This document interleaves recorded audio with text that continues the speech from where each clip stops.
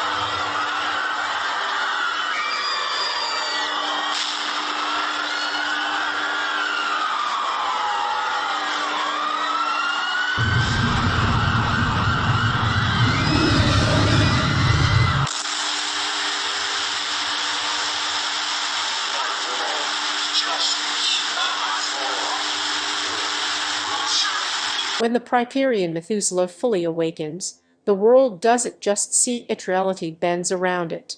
Imagine a mountain standing taller than Everest, but it's moving.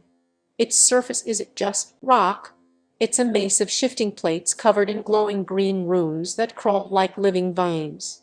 The air around it bends light like heat waves, except it's cold, colder than deep space.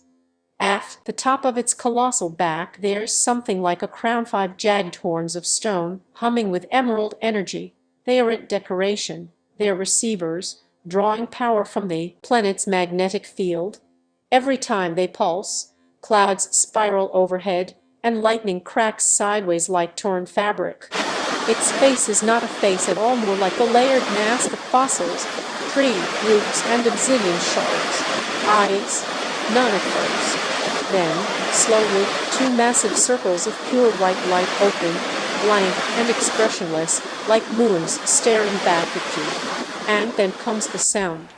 Not a roar, not a growl, a low resonance like the earth humming its own funeral song.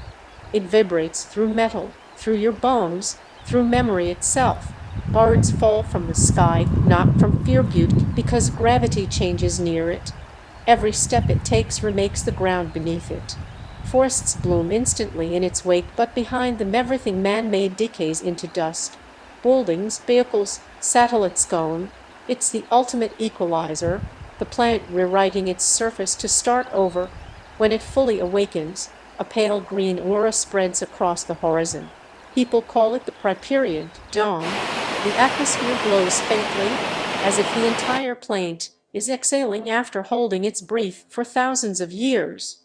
And at the center of it all, standing in the ruins of cities and the birth of new jungles, the Priperian Methuselah doesn't roar in victory.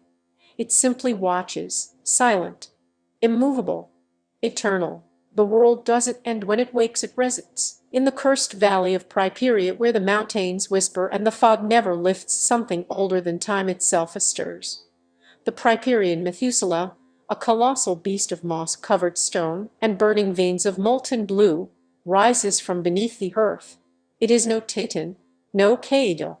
It is a primordial warden of the planet's forgotten lair, a creature that devours noise, chaos, and everything that dares to scream against nature. Far away, the siren head stalks the ruins of an abandoned village. Its sirens groan with distorted screams, mimicking lost voices of the dead.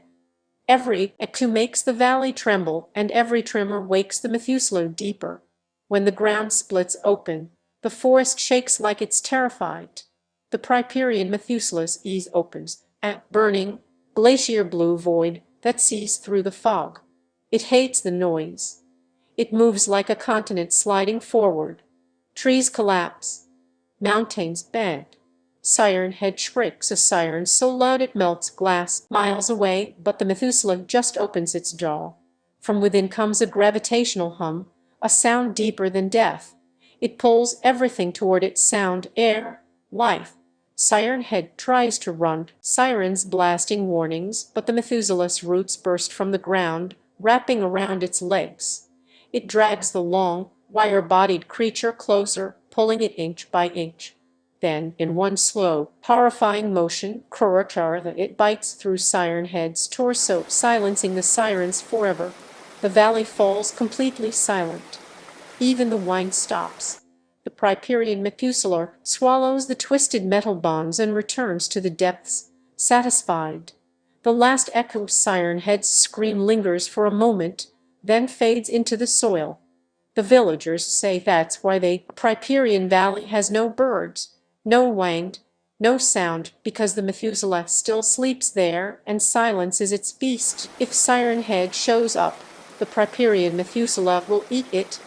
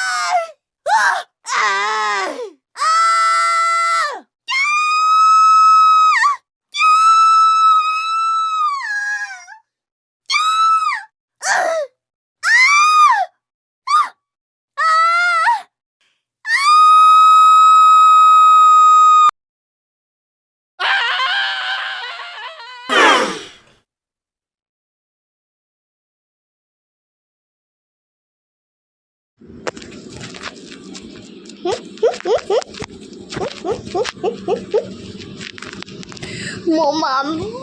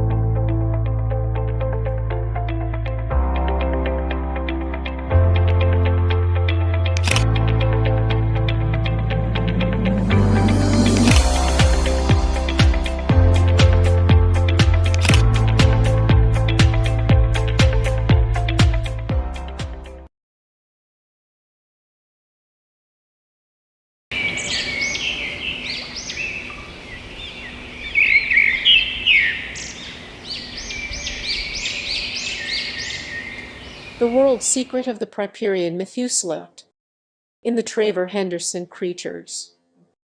Initially, it is met with resistance from military forces but ignores the bombardment, crushing tanks and other vehicles with its hooves.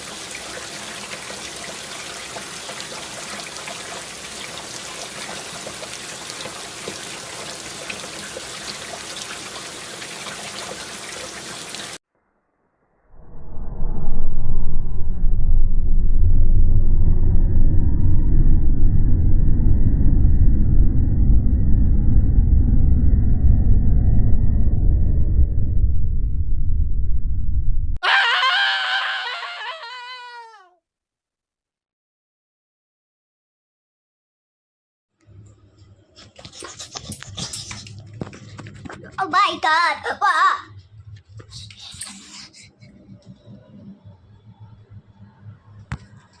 Oh my god!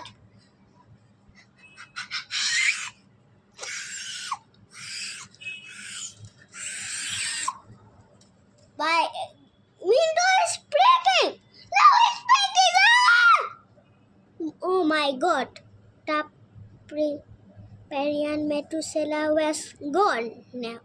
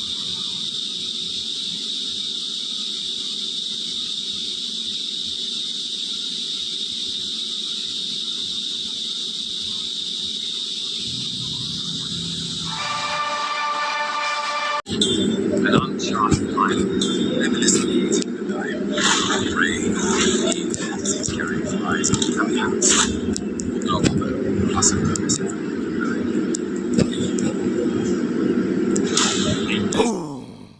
Come on! Yeah!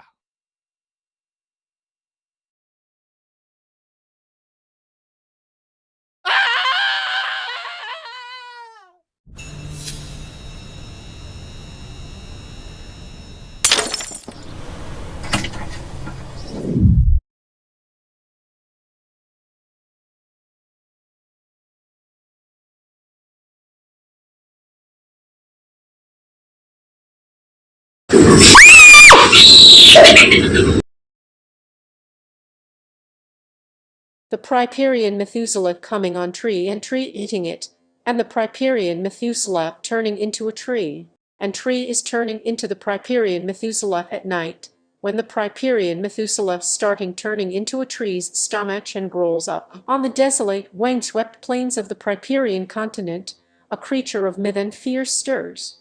For centuries, its existence was a whisper, a bedtime story told to keep children from wandering too far into the night.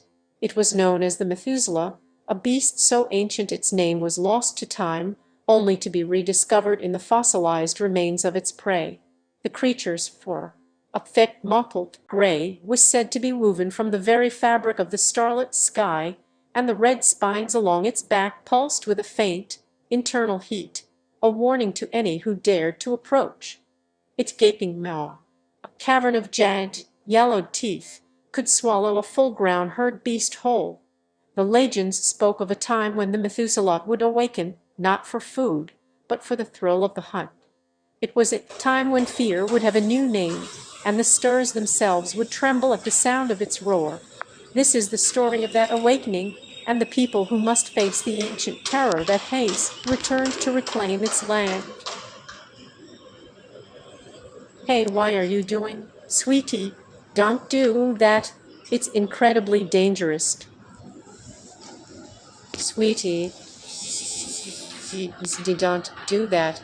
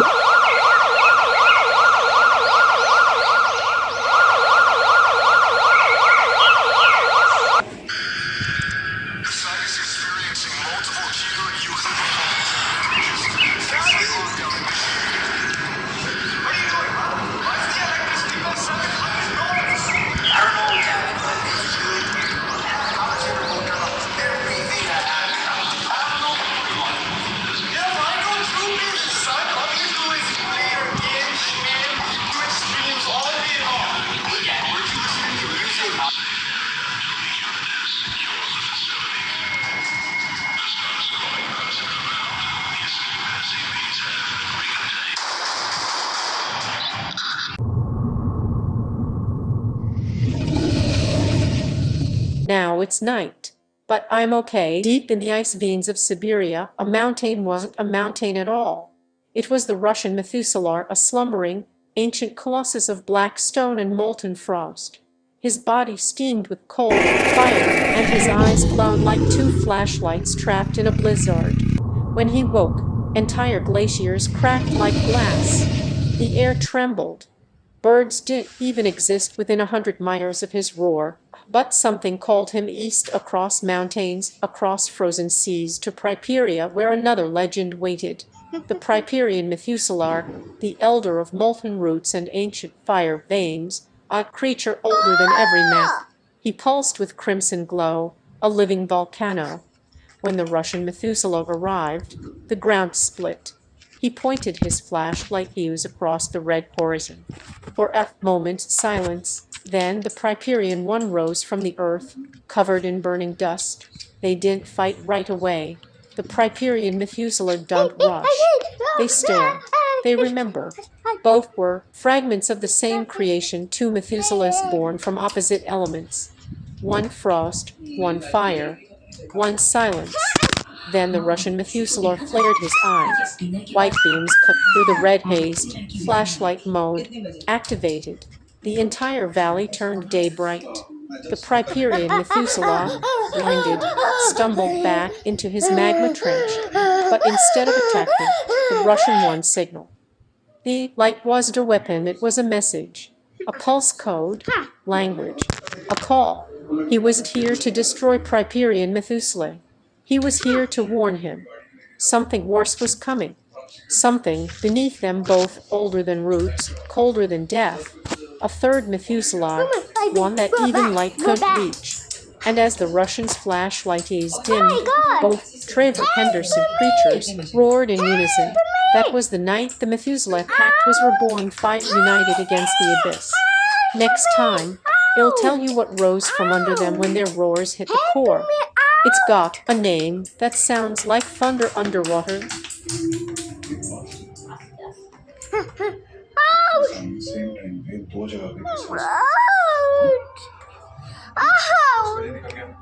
तेरे पड़ोसी ने 10:45 में तुझे देखा ही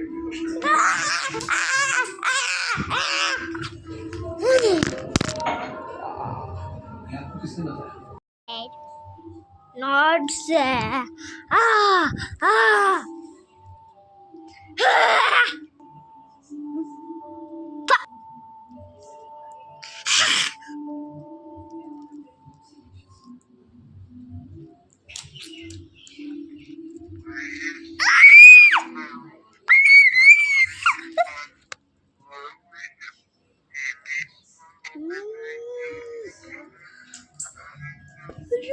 Let me kiss on my phone and you.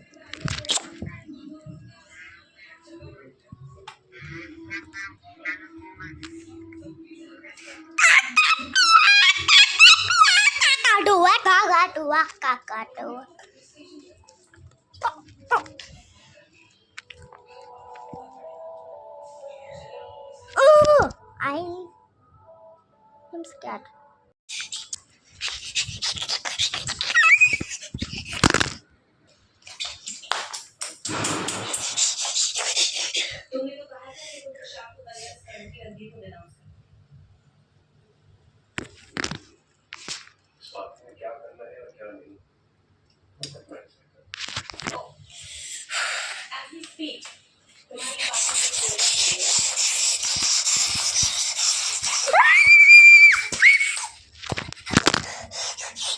तुम्हारी party के 17 है मेरे फोन से अलग होकर एक नई पार्टी बनाने का प्लान है।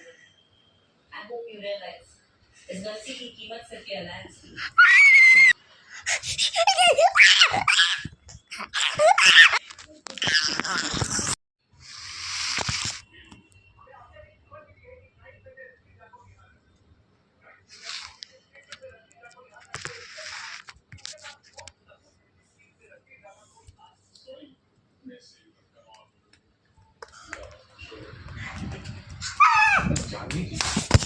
आपका भरोसा तो बहुत जल्दी हो गया हमारे रोल मॉडल के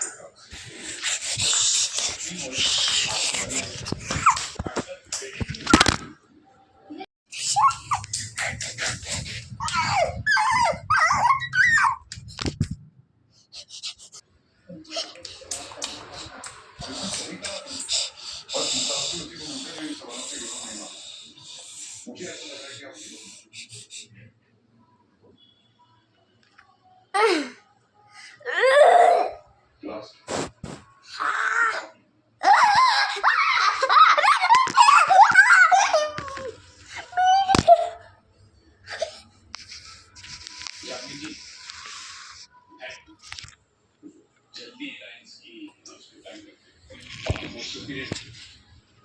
Okay, back to Bobby. But, check.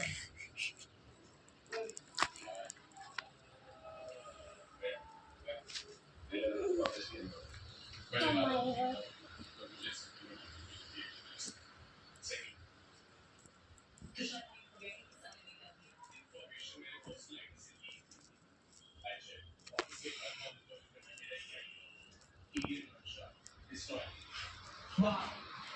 Oh my god.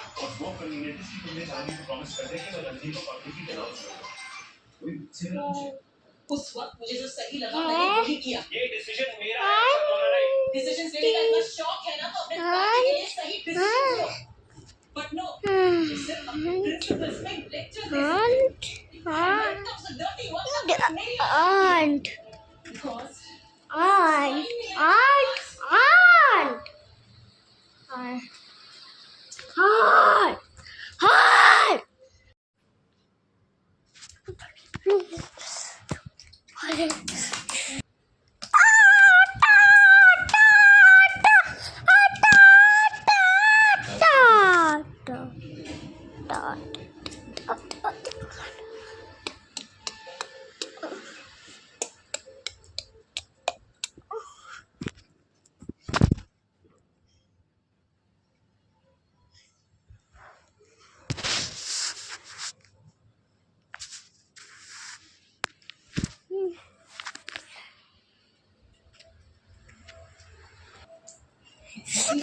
Transport office से उठे कॉलेज जाने। ट्रांसपोर्ट मैनेजर की रिकॉर्ड बुक में गाड़ी की एंट्री, एग्जिट, फ्यूल लेवल्स सबका रिकॉर्ड। ये उसकी रिपोर्ट। जब मुकेश गाड़ी कॉलेज लेके गया तब गाड़ी रिजर्व में चली, बहुत कम पेट्रोल था। लेकिन हमें जब गाड़ी मिली तब उसका टैंक आधे से ज्यादा भरा हुआ। मुकेश ने बुलाया और ट्रांसपोर्ट ऑफिस में। वहाँ के मैनेजर से बात की मैंने। उसकी डील थी पास वाले पेट्रोल पंप के साथ। मैनेजर ने कंफर्म किया है मुकेश ने वहाँ से पेट्रोल नहीं भरवाया। इसका मतलब खूनी ने खदान पहुंचने से पहले डराया। कॉलेज से लेकर खदान के बीच के किसी पेट्रोल पंप में। मतलब अगला स्टेशन पेट्रोल पंप।